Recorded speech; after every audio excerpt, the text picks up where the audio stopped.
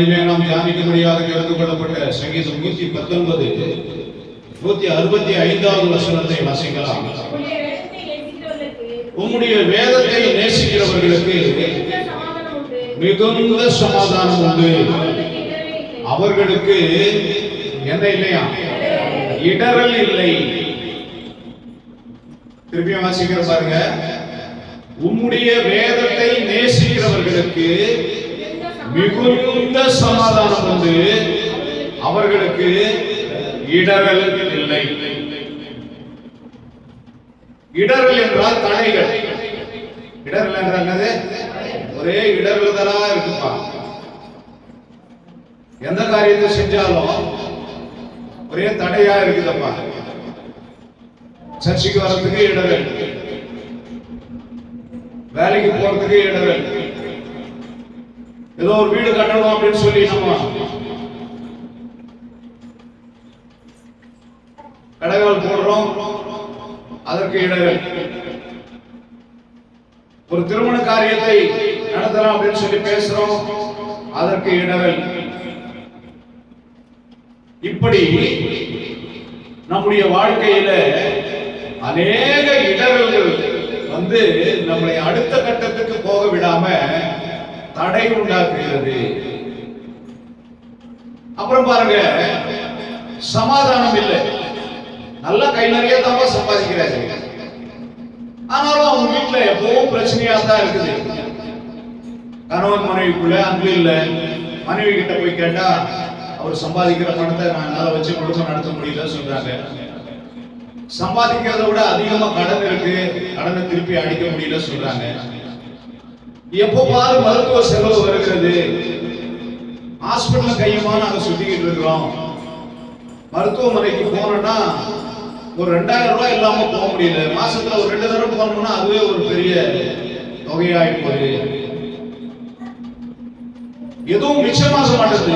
திருப்தியான சாப்பாடு சாப்பிட முடியல, கையின் பிரியாசத்தை சாப்பிட முடியல, கடன் வாங்கி சாப்பிட சூழ்நிலை. மற்ற காரியங்களில, திருமண காரியங்களில, மற்ற வீட்டு விசேஷங்களில யார் கூப்பிட்டாலும் மகிழ்ச்சியோடு போய் கலந்துக்க முடியல, துக்கமா தான் போக முடியுது. நிம்மதி இல்லாமல் இருக்கிறோம். ரெண்டு விஷயத்தை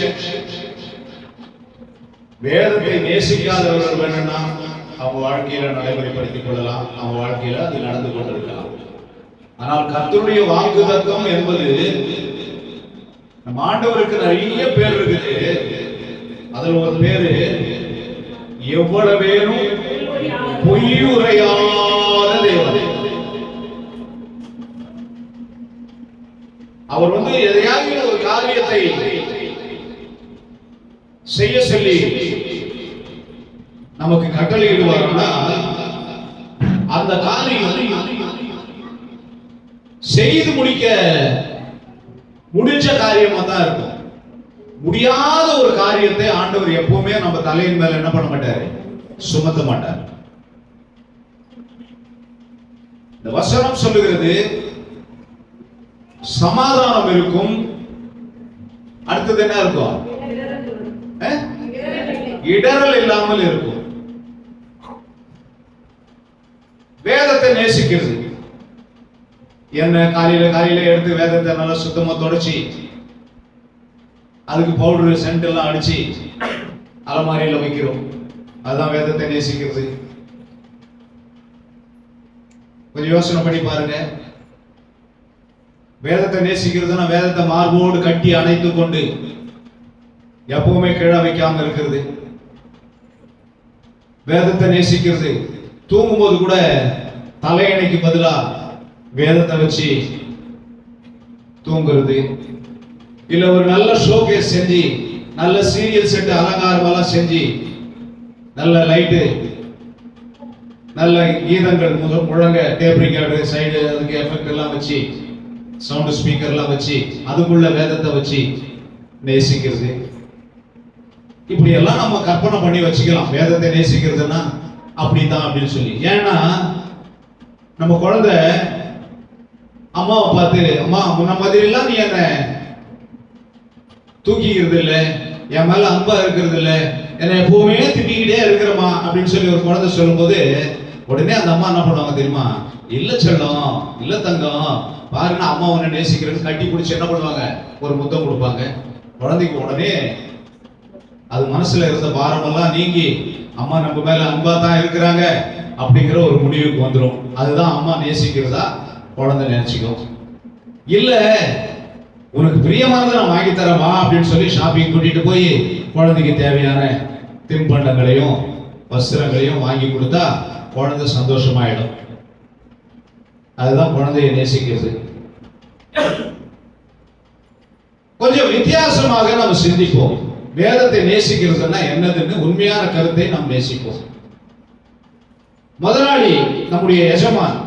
இந்த பூலோகத்துக்கு ஒரு முதலாளி இருப்பார். நமக்கு வருவாய், வாழ்வாதாரம் இதைகளை நமக்கு திருப்தியாக தருகிறவர். அதாவது நம்ம வேலை செய்யற நிறுவனத்தினுடைய அல்லது அலுவலனுடைய அல்லது கம்பெனியினுடைய யாரோ ஒருத்தர் நமக்கு இந்த பூமியில அவங்க கிட்ட நம்ம வேலை செஞ்சு அவங்க மூலமா கொடுக்கிற பணத்தை வச்சு நம்ம குடும்பம் நடத்துற முதலாளி எனக்கு ரொம்ப இஷ்டம் நீங்கன்னா அப்படின்னு நம்ம சொல்லுவோம்.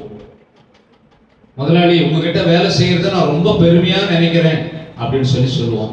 அப்படியாப்பா அப்படின்னு அவரும் சொல்லிடுவார். நம்ம என்ன பண்ணுவோம் தெரியுமா? முதலாளியை ஐஸ் வச்சு முதலாளி முன்னாடி நல்லவன் மாதிரி காட்டி முதலாளியை திருப்திப்படுத்துறதுக்கு முதலாளிக்கு முகஸ்துதி பாடி அவர் புகழ் பாடி அவர் நல்லவர் நல்லவர் 4 பேருக்கு சொல்லி அவர் சொல்ற அவர் நியமிச்சிருக்கிற வேலையை சரியா செய்யாம ஒழுங்கா கம்பெனிக்கு போகாம அடிக்கடிக்கு லீவ் போட்டு இல்ல போகும்போதெல்லாம் தாமதமாவே போய் இல்ல அவர் ஒரு நாம்ஸ் வச்சிருப்பார். கம்பெனியில இவ்வளவு ப்ரொடக்ஷன் கொடுக்கணும், அவுட்புட் இவ்வளவு கொடுக்கணும்னு வச்சிருப்பாரு. அந்த அவுட்புட்டை கொடுக்காம சும்மா அவரை மட்டும் பாக்குறவங்க கிட்ட எல்லாம் பேசிக்கிட்டு ஆண்டவரே உன் முதலாளியே எஜமானே உன்னை நான் புகழறேன் உன்னை ரொம்ப நேசிக்கிறேன்னு சொல்லி சொன்னா உண்மையாவே அவர் நம்ம மேல அந்த முதலாளி சம்பளம் கொடுக்கிறவரு நம்ம மேல விருப்பமா இருப்பாரா? இருக்க மாட்டார். ஏன்னா அவர் புகழறத கூட என்ன பண்றாரு? அவரு எஃபெக்ட காமிக்கணும் அப்படின்னு சொல்லி விரும்புறாரு. உங்களுடைய எஃபிஷியன்சியை அவர் எடுத்துக்கணும்னு சொல்லி விரும்புறார். உங்களுடைய திறமைகளை அவர் பயன்படுத்தணும்னு சொல்லி விரும்புகிறார். நீங்க எந்த அளவுக்கு அந்த நிறுவனத்துக்கு கீழ்ப்படுகிறீங்க, அந்த நிறுவனத்தை வளர்ப்பதற்கு அடுத்த கட்டத்துக்கு எடுத்து போறதுக்கு எந்த அளவுக்கு நீங்க ஈடுபாடு இருக்கிறீங்க, நீங்க எந்த அளவுக்கு முயற்சி எடுக்கிறீங்க, இதைத்தான் அவர் விரும்புவார். சும்மா முதலாளி நல்லவர் நல்லவர்னு சொல்லிட்டு சம்பளம் வாங்கிட்டு வரத எந்த முதலாளியும் என்ன பண்ண மாட்டாங்க, விரும்ப மாட்டாங்க. உங்களுடைய திறமைகளை நீங்கள் அந்த தொழிலிலே காட்டி அந்த தொழிற்சாலை அல்லது அந்த நிறுவனம் வளர்வதற்கான முயற்சியை எந்த அளவுக்கு எடுக்கிறீங்களோ அதை அவர் கவனிக்கும் போது அவராகவே உங்களை தட்டி கொடுத்து உங்களுக்கு ஊதிய உயர்வை கொடுத்து உங்களுக்கு சம்பள உயர்வு கொடுத்து உங்களுக்கு நல்ல பொசிஷனுக்கு கொண்டு போவார். இல்லையா சொல்லுங்க. வேதத்தை நேசிக்கிறது என்றால் வேதத்தை தொட்டு தொட்டு பார்க்கறது இல்லை, வேதத்தை தூக்கி தோள்ல சுமந்து போறது இல்லை, வேதத்தை தலையணக்களை வச்சுக்கிறது இல்லை, வேதத்தை மார்போடு வச்சுக்கிறது இல்லை, வேதத்தை ஒரு அலங்காரமான இடத்துல வைக்கிறது இல்லை. அதை செய்யலாம், தவறில்லை. வேதத்துல இருக்கிற கட்டளைகளை கற்பனைகளை கை கொள்வதுதான் வேதத்தை நேசிப்பது. இல்லையா சொல்லுங்க. என்ன பேசாம இருக்கிறீங்க?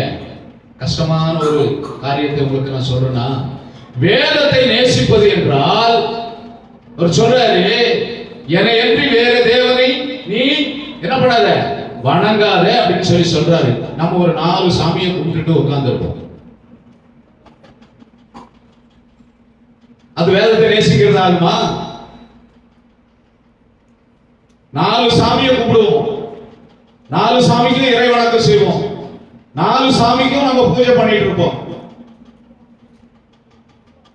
பண்ணிட்டு இயேசுவே நீதான் என் தெய்வம்னு சொல்லி சொல்லுவோம். இது வேதத்தை நேசிக்கிறது ஆகுமா? கொலை செய்யாதிருப்பாயாக அப்படின்னு சொல்லி சொல்றாரு. நம்ம கொலை செய்யறோம், அடுத்தவங்க குடும்பத்தை கெடுக்கிறோம், பிறனுடைய யாதொன்றையும் இச்சையாதிருப்பாயாகன்னு சொல்லி சொல்றாரு. அதை நம்ம செய்யறோம். பிறனுடைய மனைவியை இச்சையாதிருப்பாயாகன்னு சொல்லி சொல்றாரு. அதை நம்ம செய்யறோம். பொய் சாட்சி சொல்லாதிருப்பாயாகன்னு சொல்லி சொல்றாரு. அதை நம்ம செய்யறோம். ஓய்வு நாளை ஆசரிப்பாயாகன்னு சொல்லி சொல்றாரு. அதை நம்ம செய்யாம விட்டுறோம். இப்படி அவருடைய கட்டளைகளுக்கு கீழ்ப்படியாம வேதம்னா பைபிள் தான். இந்த பைபிளை நான் நேசிக்கிறேன். இந்த பைபிள் அட்டை கிழிஞ்சு போச்சுன்னா அட்டை போடுறதும், இந்த பைபிள் பழசாயிடுச்சுன்னா புது பைபிளை வாங்குறதும், இந்த பைபிள் எடுத்து போய் பத்திரமான ஒரு இடத்துல வைக்கிறதும் வேதத்தை நேசிக்கிறது ஆகாது. வேதத்தை நேசிக்கிறதுனா அவருடைய கட்டளைகளை, அவருடைய சாட்சிகளை கை கொண்டு வாழ்கிறது. இதுலயே 19வது அதிகாரத்திலே முதல் வசனம் சொல்லுகிறது. முதல் வசனம் 119வது, வேதத்தின்படி நடக்கிற உத்தம மார்க்கத்தார் பாக்கியவான்கள். சொல்லுங்க. அப்போ இந்த வேதத்தின்படி நாம் நடந்தோம்னா நம்முடைய வாழ்க்கையில இடரல்கள் இருக்காது. நான் ஏற்கனவே சொன்னேன், ஆண்டவர் வேலை செய்ய ஆரம்பிச்சிருவார். நம்ம எந்த அளவுக்கு கிட்டக்க ஆண்டவர் கிட்டக்க போறோமோ அவர் என்ன பண்ணுவார் தெரியுமா? யோசிப்பாரு. முதல்ல கொஞ்சம் தூரமா இருந்தா அவனுக்கு நம்ம எதுவும் செய்யாம இருந்தோம். இப்ப கொஞ்சம் கொஞ்சமா என்ன பண்றான்?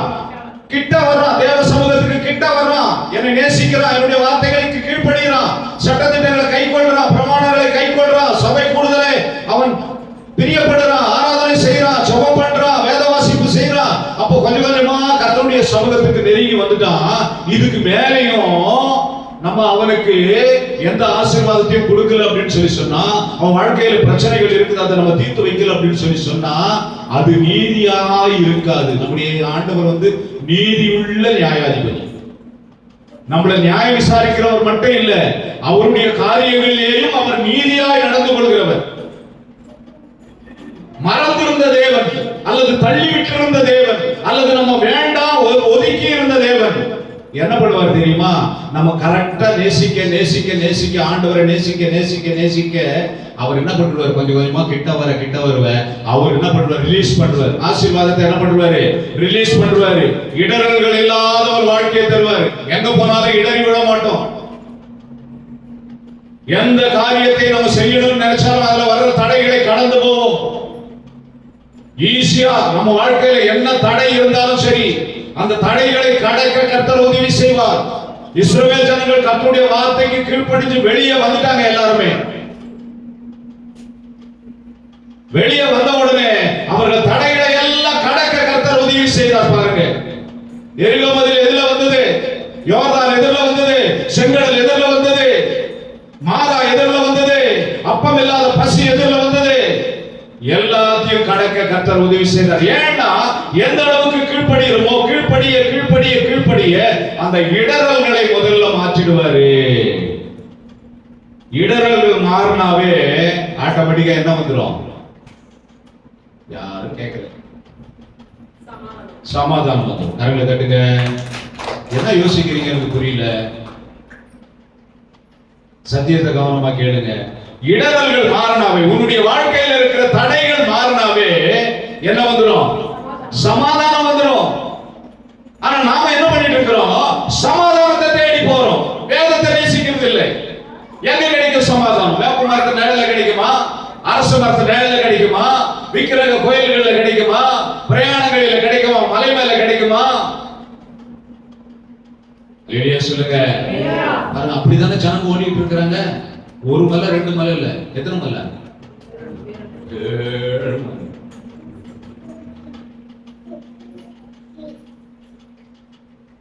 கர்த்தருடைய சமூகத்தில் இருக்கிறது சமாதானம்.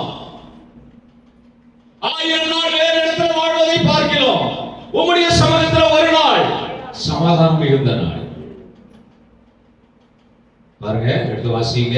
30 சங்கீதம் 4:34, 8, 9, 10 வாசிங்க.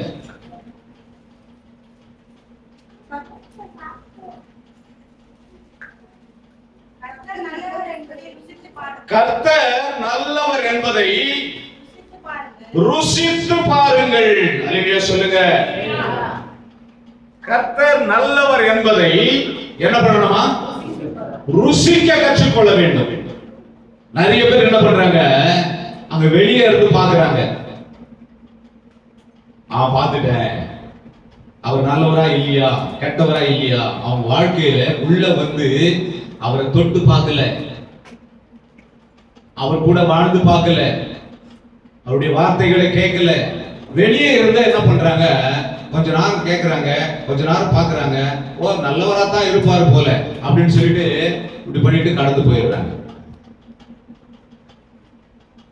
அல்லேலூயா சொல்லுங்க. தேன் இருக்குது பாருங்க, தேனு சுவை மிகுந்தது, சர்க்கரை சுவை மிகுந்தது, இனிப்பு சுவை மிகுந்தது. பாகக்காய் இருக்குது பாருங்க, வேப்பக்காய் இருக்குது பாருங்க, எப்படி இருக்கும்? எப்படி இருக்கும்? நீங்க முதல்ல தேனை குடிங்க, டேஸ்டா இருக்கும். கொஞ்சம் பாகக்காயை ஜூஸை குடிச்சிட்டு இல்ல கொஞ்சம் வேப்ப கொட்டையை மென்று சாப்பிட்டுட்டு கொஞ்சம் தேனை குடிங்க, நீங்க தேனை முழுங்கிடுவீங்க. ஆனாலும் கொஞ்ச நேரம் கழிச்சு என்ன வெளியே வரும்? பாகக்காய் தெரியும், வேப்பங்கொட்டை தெரியும். கர்த்தர் நல்லவர் என்பதை ருசிக்க ஆரம்பிச்சிட்டீங்கன்னா பாகக்காயையும் வேப்பங்கொட்டையும் சாப்பிடுறதை நிறுத்திடணும். பாகக்காயும் வேப்பங்கொட்டையும் எதை குறிக்கிறது என்று சொன்னால் கசப்பை குறிக்கிறது. கசப்பு எதை குறிக்கிறது என்றால் பாவத்தை குறிக்கிறது. ஆண்டவருக்கு அது கசப்பு, துன்மார்க்கனுக்கு அது இனிப்பு, பரிசுத்தவானுக்கு அது கசப்பு. நீங்க கசப்பை சாப்பிட்டுக்கிட்டே தேனை சாப்பிட்டீங்க அப்படின்னு சொல்லி சொன்னா அந்த தேனுடைய ருசியை சுவையை நீங்க முழுவதுமாக அனுபவிக்க முடியாது. உலகத்துல ஒரு பக்கம் நீங்க அப்படியே போய்கிட்டு, உலக காரியங்களை ஒரு பக்கம் நீங்க அப்படியே செஞ்சுக்கிட்டு, உலக காரியங்களில நீங்க அப்படியே பாவத்தில் ஈடுபட்டு கொண்டு கர்த்தரையும் ருசிக்கிறேன், கர்த்தருடைய சபைக்கும் வர்றேன், கர்த்தருடைய போதனையும் கேட்கறீங்கன்னு சொல்லி சொன்னா இந்த ருசி, இந்த போதனை நீங்க வெளியில போற வரைக்கும் தான் இருக்கும். வெளியில போன உடனே திருப்பியும் நீங்க ஏற்கனவே விழுங்குற ஏப்பம் விடுற போதெல்லாம் அந்த கசப்பு வெளியே வந்துடும். அப்ப நீங்க கர்த்தரை ருசிக்க ஆரம்பிச்சிட்டீங்கன்னா உலகத்தை ருசிக்கிறத என்ன பண்ணணும்? நிறுத்திடணும். உலகத்தையும் அப்படி தொட்டு தொட்டு பார்த்துட்டு, ஆண்டவரையும் அப்படி தொட்டு தொட்டு பார்த்துட்டு அது ருசிக்கிறது ஆகாது. ஆதாம் ஏவாளும் சாப்பிடக்கூடாதுன்னு சொல்லி சொன்ன காரியத்தை சாப்பிடறதுக்கு கூட பாருங்க, முதல்ல பார்த்தாங்க, அப்புறம் தொட்டு பறிச்சாங்க, தொட்டு பறிச்சு என்ன பண்ணாங்க, அப்புறம் அதை சாப்பிட்டாங்க. முதல்ல கிறிஸ்துவுக்குள்ள வாங்க, அவருடைய வார்த்தைகளை கவனிங்க, அந்த வார்த்தைகளின்படி செய்ய உங்கள் வாழ்க்கையை மாற்றிக்கொள்ளுங்க, ஒப்பு கொடுங்க. அவருடைய வார்த்தையில நீங்க கவனமா இருந்து நடக்க ஆரம்பிங்க. கொஞ்சம் கொஞ்சமா கொஞ்சம் கொஞ்சமா கொஞ்சம் கொஞ்சமா கசப்பு நிலைமை மாறி இனிப்பு, நீங்க ஒரு துளி தொட்டு வச்சாலும் உங்க நாக்கு கரெக்டா சொல்லிடும் இது இனிப்பு. வெளியே சொல்லுங்க. மீண்டும் அந்த கசப்பு வெளியவே வராது. அந்த கசப்பை கொஞ்சம் கொஞ்சமா கொஞ்சம் கொஞ்சமா எங்க போட்டுருவாராம்? கடலின் ஆழத்துல போட்டுருவாராம், முதுகுக்கு பின்னாடி போட்டுருவாராம். வெளியே சொல்லுங்க. ஆமா, அப்ப இனிப்பு நம்ம சுவைக்க ஆரம்பிச்ச உடனே கசப்பு இருந்ததுன்னா அது இனிப்பா தெரியாது. கசப்பை நிறுத்திட்டு இனிப்பை மட்டுமே சாப்பிட ஆரம்பிச்சுமானா அது நல்ல ருசியை கொடுக்கும். அதுதான் அந்த வசனம் சொல்லுகிறது. கர்த்தர் நல்லவர் என்பதை ருசித்து பாருங்கள், அவர் மேலே நம்பிக்கையோடு இருங்க. என் ஆண்டவராலே எல்லாவற்றையும் செய்ய முடியும். உங்க நம்பிக்கை எப்படி கண்மூடித்தனமான நம்பிக்கையா இருக்கும். சொல்லுவாங்க ஒருத்தர் கண்ணை மூடிக்கிட்டு நம்புறான் அவன் கடவுளை. வாக்குத்தத்தங்களின் வாழ்க்கைக்காக கொடுக்கப்பட்டது, வசனங்கள் என் வாழ்க்கைக்காக கொடுக்கப்பட்டது. என் வாழ்க்கையில நான் நிறைவேற்ற முடியாத ஒரு காரியத்தை என் ஆண்டவர் எனக்கு தர மாட்டார். என்னால நிறைவேற்ற முடியும். பார்க்கிறதுக்கு பயமா இருக்கும். எரிகோவை தாண்டி நீங்க உள்ள போவீங்கன்னு சொல்லி சொல்றாரு ஆண்டவர். ஆனா பார்க்கிறதுக்கு போக முடியாதது மாதிரி தெரியுது. யோர்தானை பழங்களுக்கு நீங்க அந்த பக்கம் போவீங்கன்னு சொல்லி சொல்றாரு. ஆனா பார்க்கிறதுக்கு போக முடியாதது மாதிரி தெரியுது.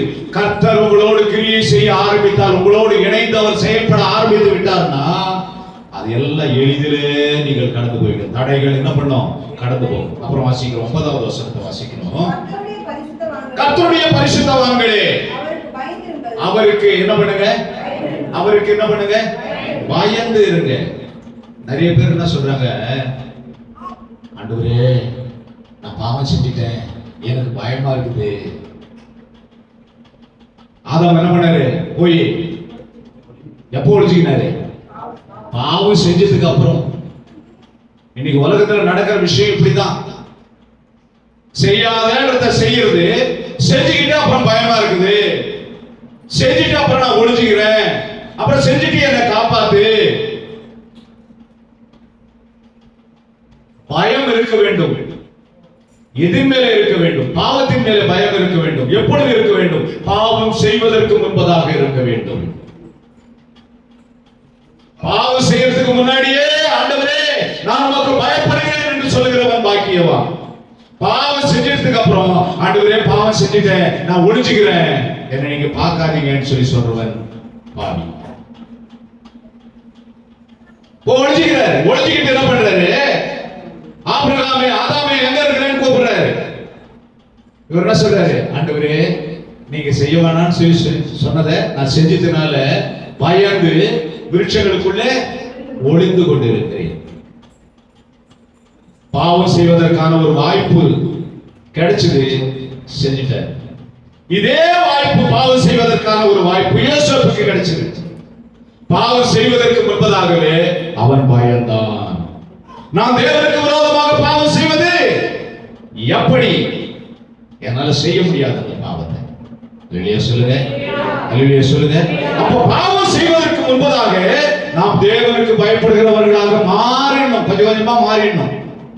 பாவம் செஞ்சுட்டு ஆண்டவரே நான் பயப்படுறேன் பயப்படுறேன் பயப்படுறேன்னு சொல்லி ஆண்டவர்கிட்ட என்ன மன்னியோ என்ன மன்னியோ என்ன மன்னியோன்னு கேட்கறத விட, பாவம் செய்வதற்கு முன்பதாகவே ஆண்டவரே இந்த பாவத்தை நான் பாராதபடிக்கு, இந்த பாவத்துக்குள்ளே நான் போகாதபடிக்கு என்னை தடுத்து ஆட்கொள்ளுங்க, என்னை உங்க கிருபைக்குள்ளாய் நடத்துங்க. பாவத்துல கிடைக்கிற சந்தோஷம் கொஞ்ச நாள் தான், கொஞ்சம் ஒரு நிமிஷத்துல தான். பரிசுத்தத்துல கிடைக்கிற சந்தோஷம் இருக்குது நித்திய வாழ்வு. இந்த வசனம் சொல்லுகிறது என்ன சொல்லுது பாருங்க, கர்த்தருக்கு பயந்தவர்களே குறைவே இல்லை. என்ன இல்லையா? நீங்க அவருக்கு பயந்து வாழ்ந்தீங்கன்னா முதல்ல வேதத்தை நேசிக்கிறவர்களுக்கு இடரல் இல்லை, அவர்களுக்கு சமாதானம் கிடைக்கும். இரண்டாவது, அவருக்கு பயந்தவர்களுக்கு குறைவு இல்லை.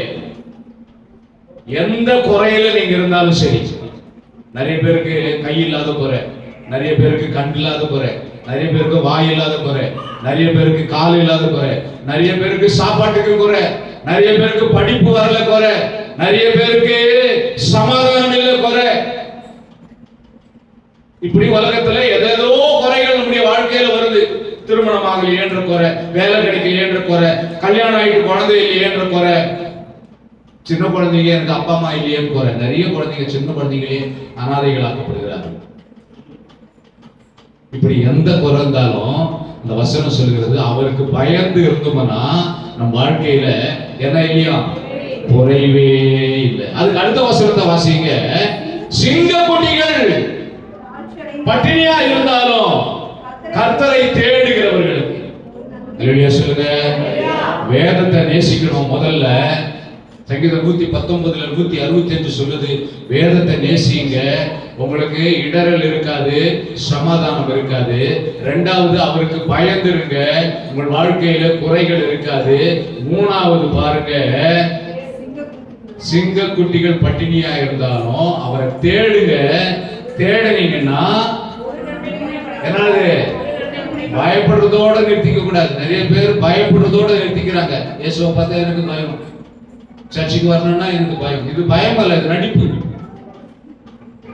உள்ள வாங்கய்யானா, இல்லையா நான் குளிக்கல வரல.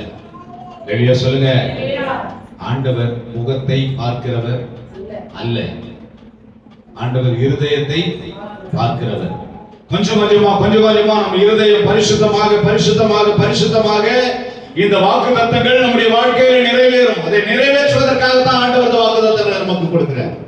உங்கள் வாழ்க்கையில குறையா இருக்கிறீங்களா? குறைவில்லாத வாழ்க்கையை தருவார். உங்கள் வாழ்க்கையில சமாதானம் இல்லாமல் இருக்கிறீங்களா? சமாதானமான வாழ்க்கையை உங்களுக்கு தருவார். உங்கள் வாழ்க்கையில நீங்கள் விடுதலை இல்லாமல் இருக்கிறீங்களா? விடுதலை கொடுவார். பாருங்க, சிங்கக்குட்டிகள் தாட்சி அடைந்து பட்டினியாய் கிடக்கும். கர்த்தரை தேடுகிறவர்களுக்கோ ஒரு நன்மையும் குறைபடாது. எந்த நன்மையிலே நீங்கள் குறைவாக இருந்தாலும் சரி, அந்த நன்மைகளை நிறைவேற்ற அவர் வல்லவராய் இருக்கிறார். எடுத்து வாசிக்கலாம் பாருங்க.